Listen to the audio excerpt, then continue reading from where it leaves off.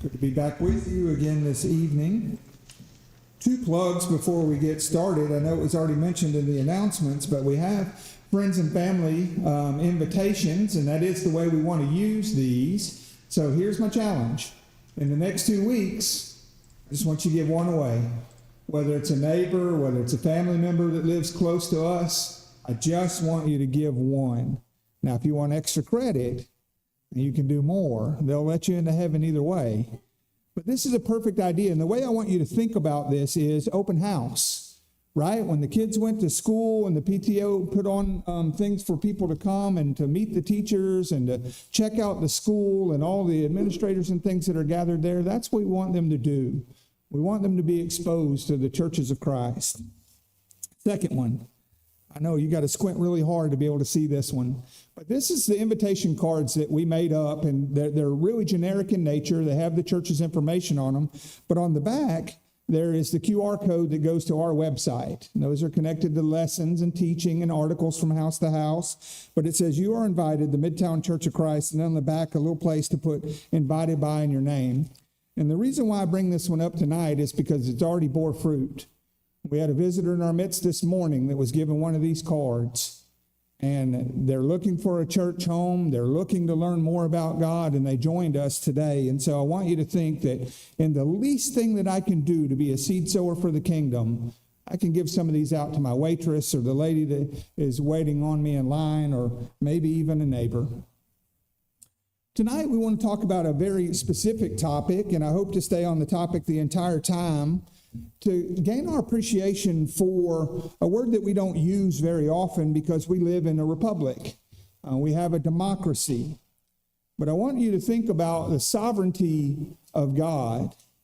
Well, what do you mean by that? Well, when we say sovereign, this one person has absolute control over the kingdom. He makes the decrees. They don't need to be ratified by Congress by a 2/3 vote. He doesn't have to look into anybody. He doesn't have to poll the kingdom to see what they would like. When he makes a decree, that is the law. There is no appeal to the Supreme Court to go through and see if this legally is valid for the kingdom. It's his kingdom, and he gets to make up those laws and rules.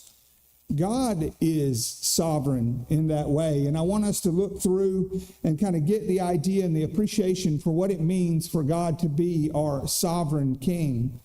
If you'll notice some of the songs, and they're not necessarily coordinated before time, but we spoke of the king tonight. We spoke of being at his throne, and we need to recognize what we're actually saying. In Psalm 90 and verse 2, it says, "Before the mountains were brought forth, or ever you had formed the earth and the world, from everlasting to everlasting, you are God." He's always existed. There wasn't a time that time was made that God did not exist. He's always been God, and he's always been sovereign. When he spoke creation into existence, he didn't turn to anyone and say, "What should we do now?" He didn't have to seek advice. He didn't have counsel. He does not lack wisdom, not even an ounce. He doesn't have to ask anyone's permission. Okay, now can I say, "Let there be light"? He didn't need anybody's permission. He didn't need a toolbox. He didn't need a blueprint. He spoke it into existence. He knows all things. He can perform all things. This is his world, and he is sovereign. When you think about the word sovereign, it's actually made up of 2 words. Reign, we know, to rule. Sov, S-O-V-E, is over. To rule over is the meaning of the word. But you can also flip that around, and he overrules. He has the ability to do that. In the first point tonight, I want us to consider that God rules over, just like the word sovereign works in order. He created the heavens and the earth, right? Genesis 1:1. He said, "Let there be light." And then he created the sky and the seas, and he created the sun and the moon and the stars. Then he created the dry land when he separated the seas from the seas. He created every bird of the air. He created every fish of the sea. He created every animal, every creeping thing, and then the crowning jewel of his creation, he created man. He breathed into him the breath of life. He didn't do that with any other animal. He didn't do that with the fishes. He didn't do that with the birds. It was with man that he breathed the breath of life, and man became a living soul. He's special. But even through the ugliness and chaos of the flood, God brought forth beauty and order. Psalm 103:19, the Lord has established his throne in heaven, and his kingdom rules over all. God wants us to know that. He inspired the psalmist to be able to communicate that, and then he's preserved it for all these hundreds of years for us to still marvel at him ruling over. God cannot be overthrown because we cannot reach his throne. You think about that, all of man's kingdoms, there have been coups and overthrows because they could physically get to them. But our God, our King, no one can reach that throne to unseat him. And there may be many, actually millions, billions, that do not bow down to the same King that you and I do. But I promise you, when this life is over, if they don't escape the wrath of God, it says every knee will bow. In Daniel 4, in verse 17 and verses 32, you have Nebuchadnezzar's dream that he had received, and he wasn't quite sure what to make of it. Verse 17, this decision is by the decree of the watchers. These are these visitors that came and saw him. And the sentence by the word of the holy ones, in order that the living may know what? That the Most High, speaking of God, the sovereign, that the Most High rules in the kingdom of men, and he gives to whomever he will, and sets over it the lowest of men. So he's saying that this king is so sovereign that he determines all other kings, Nebuchadnezzar, even you. I'm not so sure that that sunk into the deepest levels within Nebuchadnezzar. God calls the shots. And Nebuchadnezzar, you're only king because I allow it. Nebuchadnezzar didn't believe that, but he will. It's not very much further that in verse 32 we see Daniel's interpretation of that same dream. Nebuchadnezzar, you want to know what it meant? Here's what it means. It's not good for you because of the attitude that you have in ruling in your kingdom. He said, and they shall drive you from men, and your dwelling shall be with the beasts of the field. Could you imagine what Nebuchadnezzar thought? Being king over all of Babylon? I'm going to be pushed out of my own castle and dwell with the beasts of the field? You must be joking. God's not joking. They shall make you eat grass like oxen.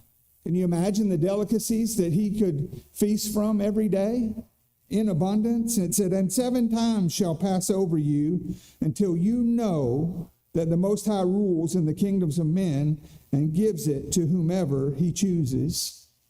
Nebuchadnezzar would know that God will be sovereign. We know God is sovereign because in Romans 8:28, that he works all things together for good. So whatever God has determined good and looks down through the stream of time, that's going to be accomplished. Even in bad, even in tragedy, even in tribulation, even when we're downtrodden, God is working for his good. Job would say, and we remember Job and the horrors that his life went through just to prove his allegiance to God. He wanted an audience, didn't he? Job wanted an audience with God to be able to plead his case. But then once God grants him that, he said, I should have never said anything. Job 42:2, I know that you can do everything and that no purpose of yours can be withheld from you. That's sovereignty. Why did he say that? Because God exercises his will on his creation, and he has every right to do that. Have you ever thought about that, God's rights within his kingdom? Let's take it down to a smaller level. A lot of times, men, we say that we have a kingdom, right? With our queen, and we rule. And what goes on in our house, the color of the walls and the furniture we've chosen and the way that we've arranged it are to our liking. We own the house. We get to determine what happens. Now imagine if one of you come into my house and you say, I don't like that wall color. And you paint every room in my house a different color. You don't like the way the living room is arranged, so you move everything around. I think your sofa should be over here, and it's not even facing the TV. They reorganize your pantry, and your pot holders aren't next to the oven anymore. They move everything around. Spice racks, we like it in order that we use them. You put it in alphabetical order in my house. What are you doing? They get rid of my bed in the bedroom, and they sell on Facebook Marketplace my recliner. They pull up my favorite plants in the flower bed. How do you think I feel? How would you feel if someone came in and rearranged your house and made the choices in your kingdom? First of all, you wouldn't let it happen because you rule over your house, and things go the way you say they go. Isn't that the same with God? Isn't that the same with him? We wouldn't come into God's house, would we, and start changing things around? Man has. You ask the question, why are there so many churches? Because people are in God's house moving the furniture around. That's why. And that should not be so. He's just like us. He likes his kingdom. And it goes the way he says it does. And we should respect that. In the second place, when we turn the word around, God overrules. And again, he has the right to do that because he has a purpose that's established and his will be done. Think about the Tower of Babel. We'll back up a few chapters. This is Genesis 11, but in Genesis 6, it didn't go so well. God had to destroy the earth, and when Noah built that ark and the 8 souls that were in it were saved, a year and 10 days later, that ark comes down to rest in Mount Ararat. And God says, be fruitful and multiply. Bring forth abundantly in the earth and multiply in it. And so we work our way down the stream of time a little ways, and we get to Genesis 11. Now, if you're looking at it, Genesis 10 should actually come after Genesis 11. Genesis 10 is a naming of all of the families that would be created from Noah and his 3 sons. But chapter 11, they got the focus all wrong, because be fruitful and multiply should have still been going on. But they decided we'll all stay together and we'll all stay in one place. And I want you to look at Genesis 11:4. The focus was not what God was asking them to do. And they said, I want you to listen to all the us's and we's. Come, let us build ourselves a city and a tower whose top is in the heavens. Let us make a name for ourselves, lest we be scattered abroad over the face of the whole earth. I'll ask you, what was God's purpose? Was God's purpose for them to be scattered abroad over the whole entire face of the earth? It was. God is sovereign. So here's the problem in verse 6. God says, seeing this, and it is rebellious what they're doing, seeing this, now nothing that they propose to do will be withheld from them. That sounds we're headed down to the road to Genesis 6 again. God said that's not going to happen. So what does he do? It was not his will that they would stay in one place, so he confused their language. He made them go out into the corners of the earth and populate it. And they ceased building the city. God is sovereign. And I wrote in my notes in my Bible, don't go back to Shinar and pick up a single brick. Right? That's where they were when they're building this tower to heaven.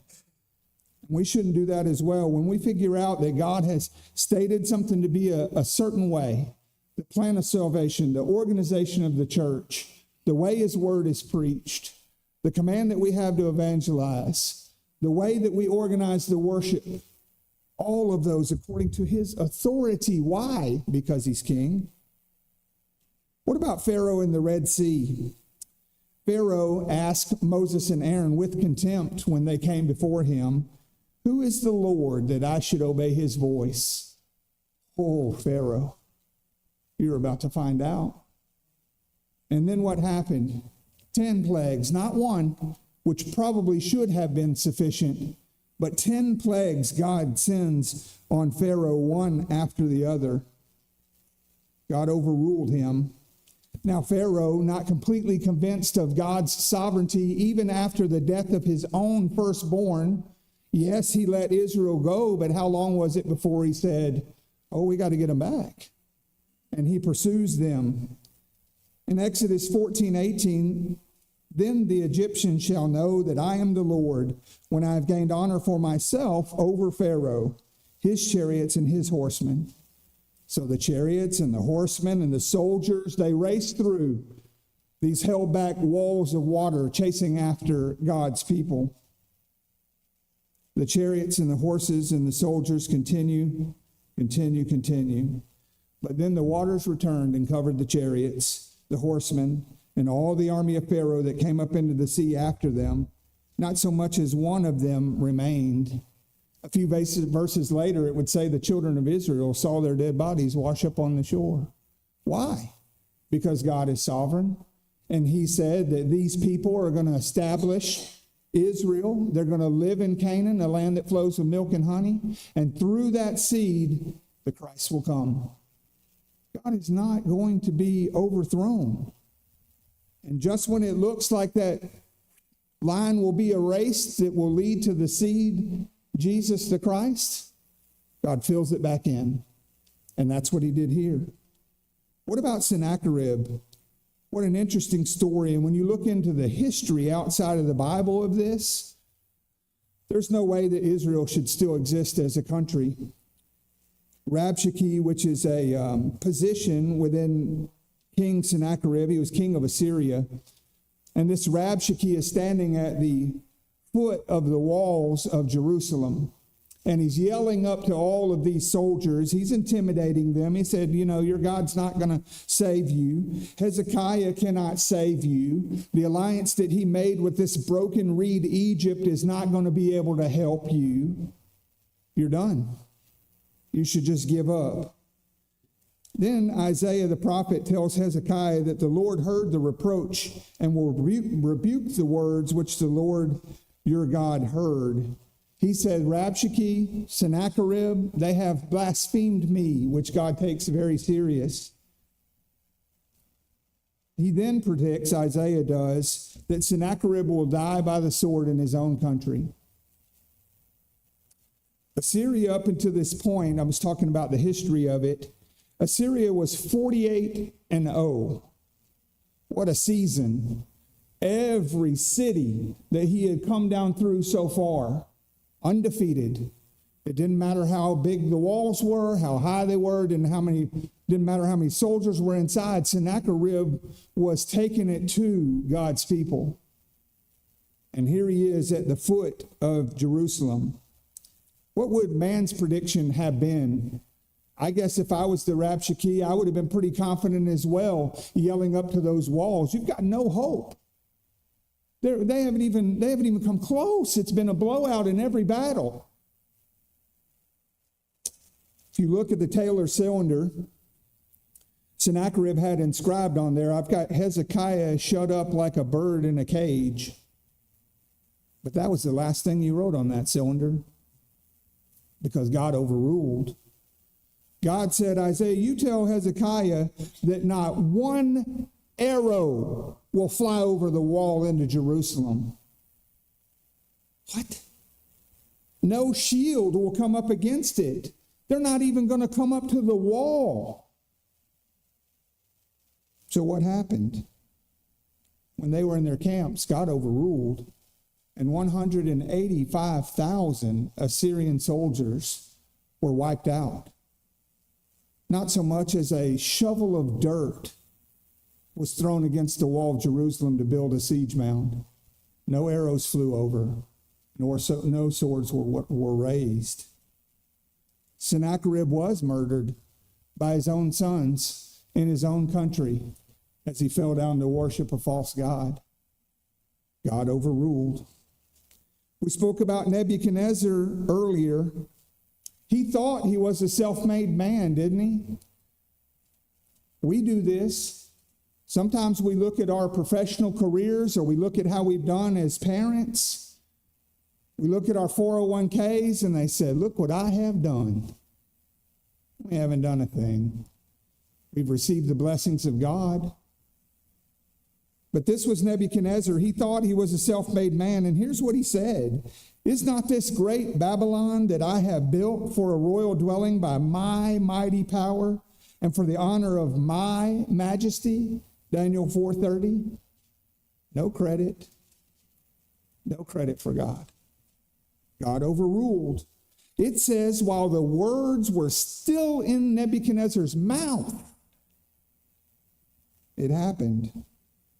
He said, the kingdom has departed from you. He was driven from men and ate grass, just like Daniel said. His hair thick as eagle's feathers, his nails like the claws of birds, just like what was predicted. And when did he return? Did Nebuchadnezzar ever return? He did. It said when 7 times pass over, which I think just means however long it took for him to come to the realization that it's God that rules in the kingdoms of men. After he blessed the Most High and praised and honored him who lives forever, Daniel 4:34. That's when God took away those curses on him. So what do we learn from these when we look through these? Can we be Pharaoh? Can we be Nebuchadnezzar? We can in certain aspects of our life when we forget who is sovereign. But what should we learn? We should learn submission and humility. And if we'll put those two together and submit to the hand of God, if we realize that his reign lasts forever, then we can live in a way that truly pleases him. And if we fail to recognize that, then we'll always struggle in our Christianity. He put out his decrees, and now man has to make the choice. I'll follow them or I won't. He doesn't make us do that.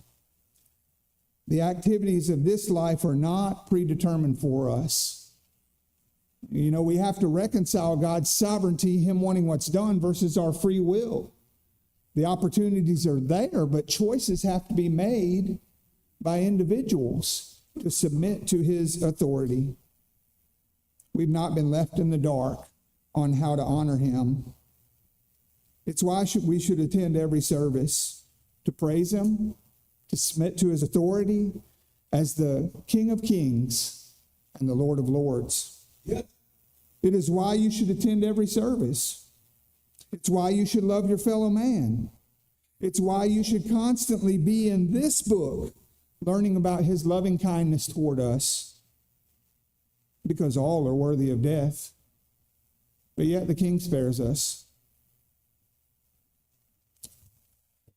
The final question to consider this evening is, who or what rules over you? And just as a note, you can't rule over you. You cannot be the king, because you do not have the immutable aspects of God the King. You're not all powerful. You're not all knowing. You're not all present, and you're not eternal in the way God is eternal. You know, we mentioned it this morning that Jesus encountered a rich young ruler who seems to be a good man by all accounts. But he left out the one that would get to him, the one that he wasn't willing to give up.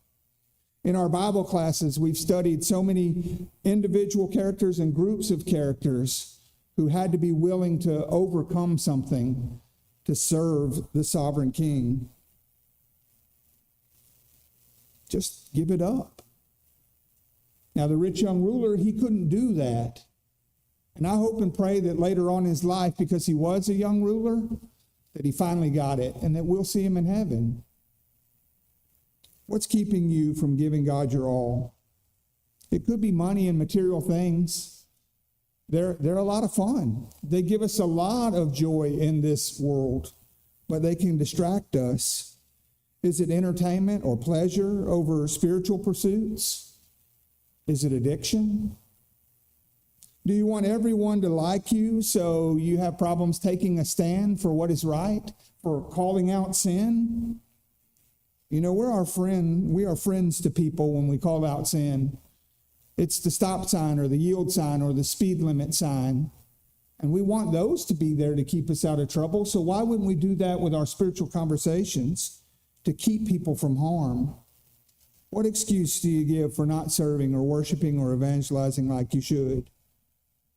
You know, one of the saddest, not the saddest, but one of the saddest verses in the Bible about the rich young ruler, it says he went away sorrowful. We don't have to do that. Giving up that thing that stands in our way, it's worth it. It's worth it, even in this life. Yes, beyond with heaven, but every day in every way, serving God is the way we ought to live. So if God does not rule over you, He'll rule your entrance into heaven. You know, another thing about this sovereign king, he has absolute veto power. And there isn't anybody that can take that away from him. Humility and submission. How do I show that? How do I show that I'm humble and I'm willing to submit to the authority of God? I read about it. I try to live it. I share it with others. What would God say? How would he say, you submit to my authority? He would say, believe that I sent my son to die for your sins. And that on the third day, he rose from the dead. He defeated death. He's victorious over sin. And if you will proclaim his name, if you'll confess that he is the Christ and be submitted to baptism, to where those sins will be washed away and remembered no more, then you come under my crown. You come under my safety and my protection and my love and my blessings. Who wouldn't want that? If there's any way we can help you tonight, we invite you to do that now while we stand and sing.